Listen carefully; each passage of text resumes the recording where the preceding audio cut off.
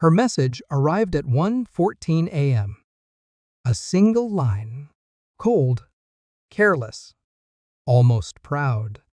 My boss paid for my hotel. I owe him a fun night. I read it twice. Then a third time. My pulse didn't spike. My chest didn't seize. Just a slow, deliberate stillness crept through me, like winter stepping into a warm room. She thought she sent it to him, and instead sent it to me. The room around me blurred, but not from shock. It was focus. A narrowing of the world into a single point of truth I had tried to ignore for months. I stared at the screen until the letters felt carved into my skull. Then I put the phone down, quietly, like laying a flower on a grave. Outside my hotel window, Manhattan glowed like a city that never apologized. People laughed, lived, lied. I sat in the dark, listening to the hum of the air conditioner and the faint cracking inside me. The next morning, I was already at her hotel before she woke. I stood beside the man's wife and the HR director, waiting. When she opened the door in nothing but a robe, her smile died first. Then her color. Then her excuses. I didn't speak. Not yet. Silence is the only language betrayal understands. The truth didn't hit me with a scream. It whispered. For months. Late meetings. Locked phones. Sudden trips she forgot to mention. Perfume that wasn't hers. Perfume that wasn't mine to question anymore. Still, I kept telling myself it was stress. Work. Fatigue. The decay that marriages eventually learn to live with. But the message, that was a confession without the courtesy of remorse. Even then, a part of me hesitated. A foolish, dying part that still remembered our early days when she laughed without looking over her shoulder, when my name meant something to her.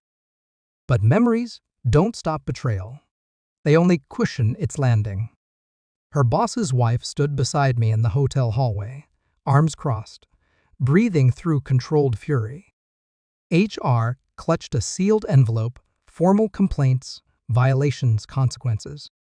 I felt nothing. Just an expanding emptiness where love used to be stored. When the door opened, she froze. Her robe slipped slightly. The imprint of another man's night still marked her skin. She whispered my name like it might save her. It didn't. Because as I looked at her, I realized the truth. She wasn't shocked that she had betrayed me. She was shocked that I was finally seeing it. Long before this night, I had started investigating quietly. Not because I wanted to catch her, but because I wanted proof strong enough to kill hope completely. I began with her phone. Not snooping, observing. Patterns, timelines, gaps, then bank statements, ride logs, receipts crumpled at the bottom of her purse, stained with guilt. I even did what I swore I would never do. I checked her cloud backups. The photos weren't explicit, but they didn't need to be.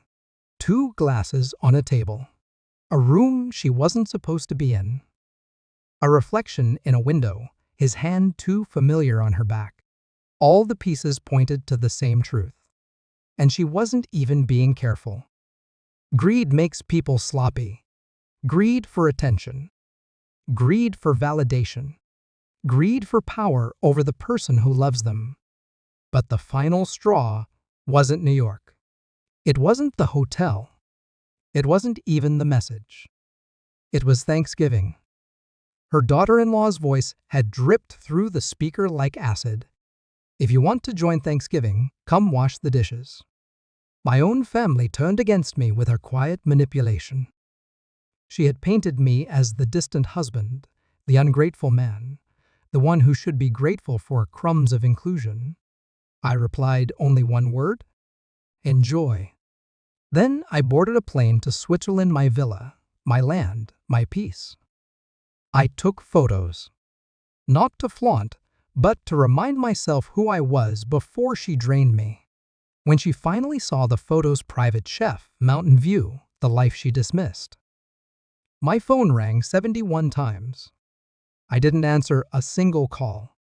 Some truths need to simmer before you serve them. Back in the hotel hallway, HR handed her the envelope. The boss's wife stepped forward, face unreadable. I simply held up my phone, showing her own message, the one she didn't mean to send. She stared at it like it was a gun pointed at her. Her lips trembled. It's not what it looks like. I lifted a hand. Just one gesture, enough to silence every lie she had prepared. I know, I said quietly. Not forgiveness. Not understanding. Just truth. I know everything. Her eyes widened in horror, not because she was guilty. She already knew that. She was terrified because I was calm. The boss's wife walked inside the room first, saw the disheveled sheets, the scattered clothes. She didn't scream. She just exhaled slowly, like she had been expecting this outcome for years. HR documented everything. Professional, detached, almost clinical. But I watched my wife. Every micro-expression, every collapse of her confidence. She wasn't losing me. She was losing the life she had built on my back. And she finally understood it.